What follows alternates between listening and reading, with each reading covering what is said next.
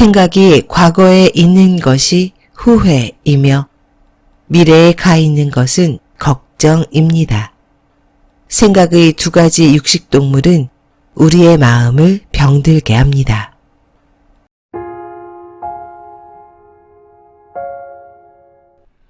건강한 지식을 함께하는 세이버스입니다. 오늘 읽어드릴 책은 생각 사용 설명서, 저자 전현수가 쓰고 불광출판사에서 펴냈습니다. 뇌과학자들의 연구에 의하면 우리는 하루에 평균 약 7만 가지의 생각을 한다고 합니다. 1초당 한 가지씩 생각이 떠오르는 셈입니다. 엄청나죠? 이 생각의 정체는 무엇일까요? 저자는 그동안 진료실에서 만난 실패와 우울로 괴로워하던 많은 사람들은 공통적으로 생각이 많다는 것을 발견했습니다. 내 속에 내가 너무나 많았던 거죠. 저자는 생각의 굴레에서 해방될 수 있는 처방전을 말해주고 있습니다. 그럼 저자의 처방을 들어보도록 하겠습니다. 지금 시작합니다. 저자 소개 전현수 1956년 부산에서 태어났다. 경남고등학교와 부산대학교 의대를 졸업한 후에 순천향대학병원에서 신경정신과 수련을 받고 전문의가 되었다. 신경정신과 2년차 때 불교의 길에 본격적으로 들어섰고 이후 불교 공부와 수행을 통해 경험하고 터득한 보편적 지혜를 정신치료에 적용했다. 2003년에 미얀마에서 몸과 마음에 집중하는 수행을 했다. 그래서 몸과 마음의 속성을 알아 몸과 마음에서 오는 괴로움을 많이 없애고 정신적인 문제가 어디서 오는 것인지를 알게 되었다. 오늘은 이 책의 일부, 생각에 대한 치명적 오해의 일부를 읽어드리겠습니다. 흔히 사람들은 생각을 자기가 하는 것으로 알고 있다. 내 마음대로 이 생각 저 생각을 하고 또 안 해야 되겠다고 하면 안 할 수 있는 것으로 안다. 물론 가끔은 어떤 생각은 자기가 하고 어떤 생각은 그냥 떠오른다고 말하는 사람들도 있다. 생각에 대해 조금이라도 관찰을 해본 경험이 있는 사람들이다. 여하튼 내가 진료실에서 만난 환자들 중에 생각이 그냥 떠오른다고 대답한 사람을 아직까지는 보지 못했다. 사실 나도 그랬다. 나 역시 생각은 내가 한다는 굳건한 믿음이 있었다.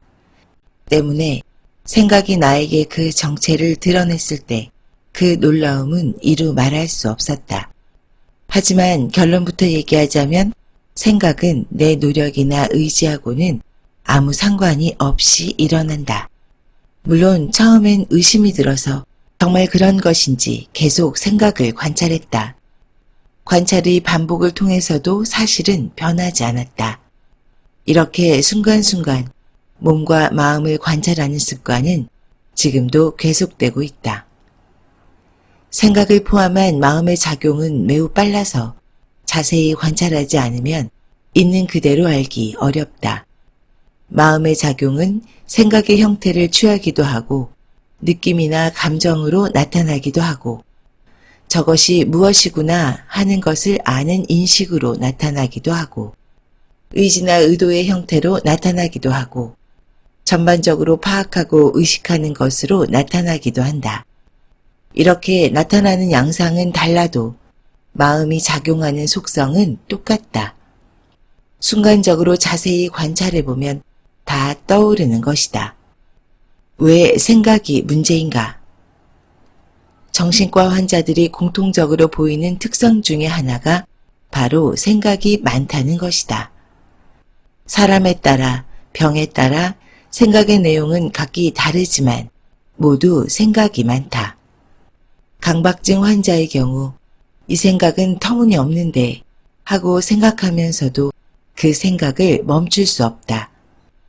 콧물과 코딱지가 더럽다는 생각이 계속 드는 강박증이 있는 여자 환자는 슈퍼마켓에서 계산대에 있는 직원이 코를 만지고 난 뒤 자기 물건을 만지는 것을 보고 더럽다는 생각이 계속 들었고 그 생각을 떨쳐버릴 수가 없었다고 한다.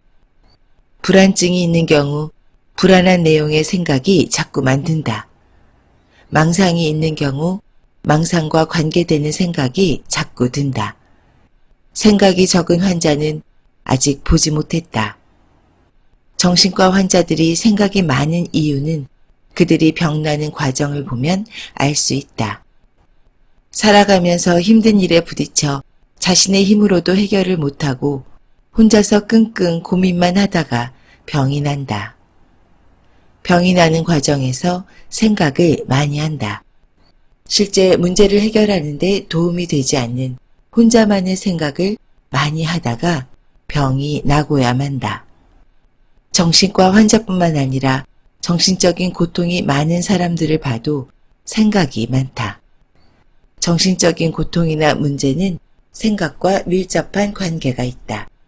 사실 우리가 힘들어하는 것이나 이것은 내가 죽기 전에는 벗어나기 힘들 거야 하며 생각하는 것이나 콤플렉스로 생각하는 것도 자세히 보면 생각을 많이 한 것이다. 생각을 많이 하지 않고는 그렇게 될 수 없다. 그것에 대한 생각을 줄이면 거기에서 벗어난다. 물론 생각이 많다고 다 문제되는 것은 아니다. 긍정적이고 좋은 생각은 많이 해도 문제가 되지 않는다. 문제는 긍정적이고 좋은 생각을 많이 하는 사람도 어쨌든 무슨 일이 있으면 생각을 많이 하는 사람이다. 이런 사람에게 안 좋은 일이 생기면 역시 안 좋은 생각을 많이 하게 된다. 부정적이고 안 좋은 생각을 많이 하면 문제가 생긴다. 불면증도 생각과 관계가 있다.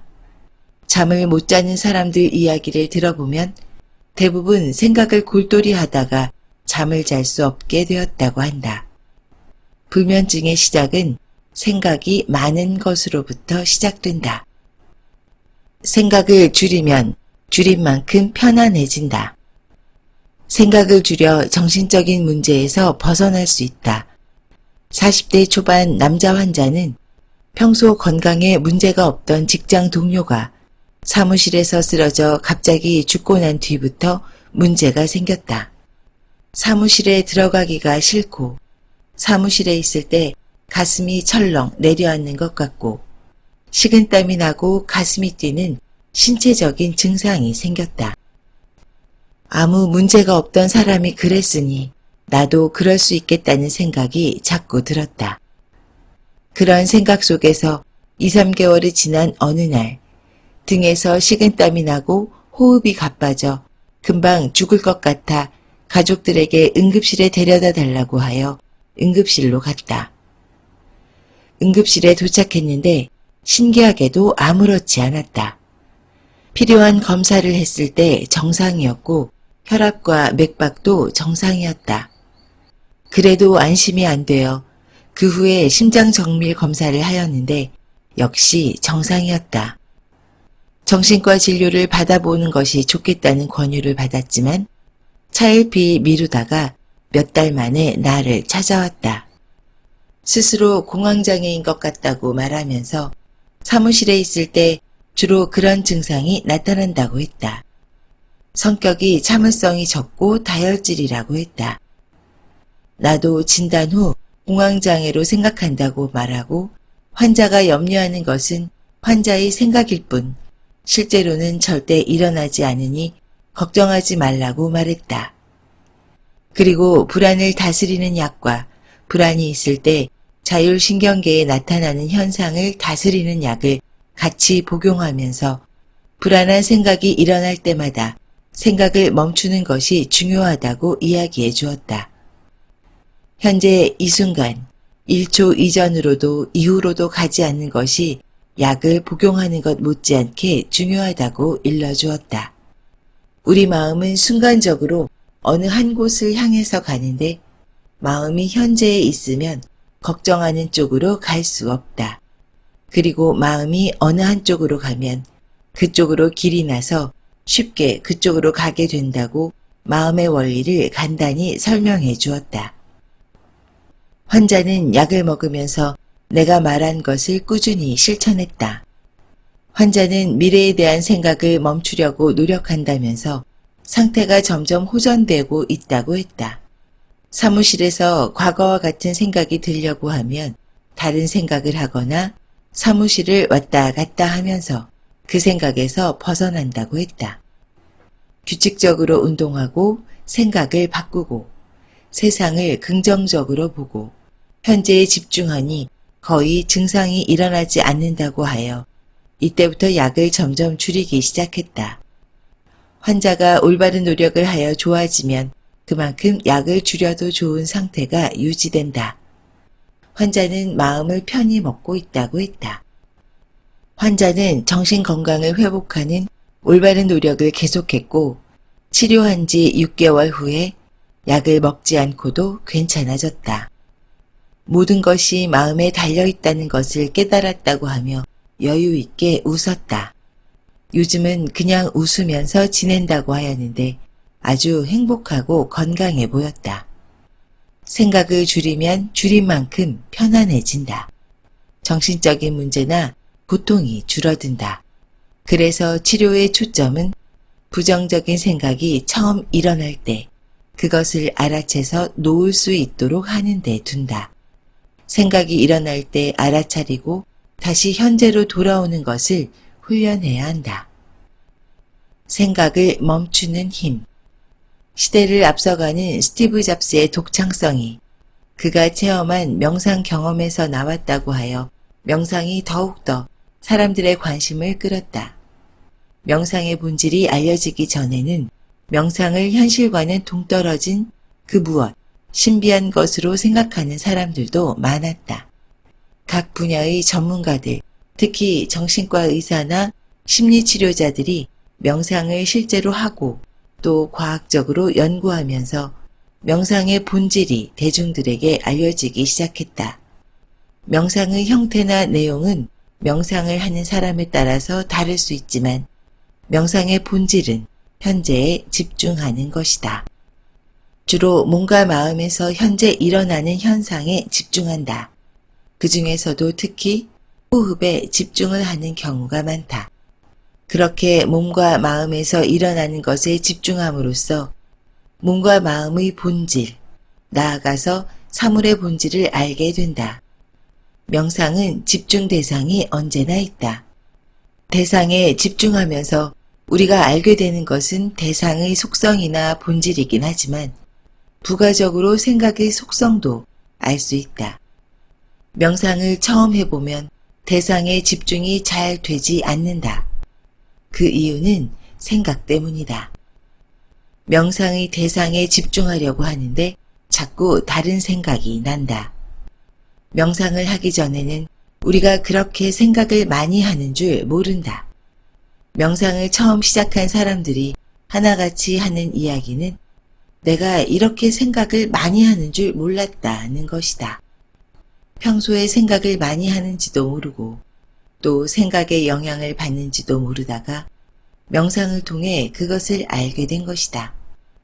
이런 것을 아는 것만으로도 큰 소득이다. 명상이 알려지는 만큼 생각에 대한 것도 알려질 것이다.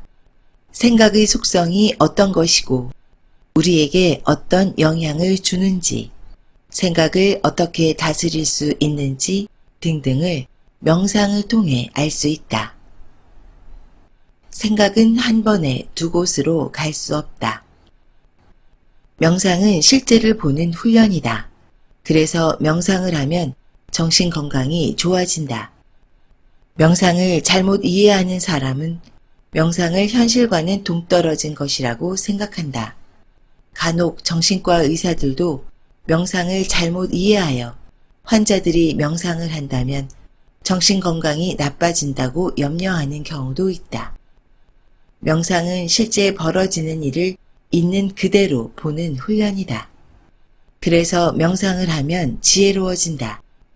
지혜란 여러 가지로 정의할 수 있겠지만 내가 볼 때 지혜는 있는 그대로 아는 것이다. 생각을 멈춰서 지혜를 얻는 것이다. 불교에서는 먼저 선정을 닦고 그 뒤에 지혜를 얻는다고 한다. 선정은 생각이 정지된 상태다. 생각이 정지된 채로 마음이 하나의 대상에 집중된 상태를 말한다. 그 상태에서 알기 원하는 것으로 마음을 향해 그것을 본다. 말하자면 마음을 어떤 작업을 할 수 있는 상태로 만든 후 그 작업을 하는 것이다. 붓다는 항상 생각을 하지 말라고 했다. 생각하느니 차라리 잘하고 했다. 그러면 명상을 통해 어떻게 생각이 줄어들고 없어질 수 있을까? 이것은 마음의 속성상 그렇게 된다. 마음은 언제나 어딘가에 가 있다. 그것도 한순간에 한 곳을 간다. 두 곳을 동시에 갈 수 없다. 음악을 들으면서 공부를 한다고 생각하는 사람이 있는데 자세히 보면 음악을 듣다가 공부하다가 하는 것을 반복한다. 귀는 소리가 들리면 간다. 우리에 대해 생각을 하지 않는다. 그것이 귀의 속성이다. 눈도 마찬가지다. 감각기관은 다 그렇다. 마음은 한 번에 한 곳만을 간다. 그래서 마음이 명상의 대상에 가 있으면 다른 곳을 갈 수 없다. 생각을 할 수 없다. 생각은 주로 과거와 미래로 마음이 간 것이다. 명상을 통해 현재에 집중하는 훈련이 되면 마음이 항상 지금 이 자리에 있게 되고 생각이 일어나지 않거나 일어났을 때 바로 알아차리면 사라진다. 마음이 완전히 명상의 대상에 가 있는 상태인 선정에서는 다른 것을 알아차릴 수 없다. 우리는 명상을 통해 생각 없이 있을 수 있는 훈련을 할 수 있다. 그래서 생각으로 인한 괴로움에서 벗어날 수 있다. 지금까지 생각 사용 설명서의 일부를 읽어드렸습니다. 어떠셨나요? 우리는 하루 종일 생각의 홍수에서 허우적거리고 있습니다. 재미있는 것은 매일 똑같은 생각들을 계속해서 반복해서 한다는 겁니다. 어제 했던 생각을 오늘도 내일도 반복하는 겁니다. 그 중에서 마음의 평화를 해치는 두 가지 생각의 육식동물이 있다고 합니다. 바로 후회와 걱정입니다. 후회는 우리의 생각이 과거에 있는 것이고 걱정은 우리의 생각이 미래에 가 있는 것이라고 보면 됩니다. 두 가지 모두 마음의 속성입니다. 후회와 걱정, 두 가지 모두 우리 마음 건강을 해치는 육식동물입니다.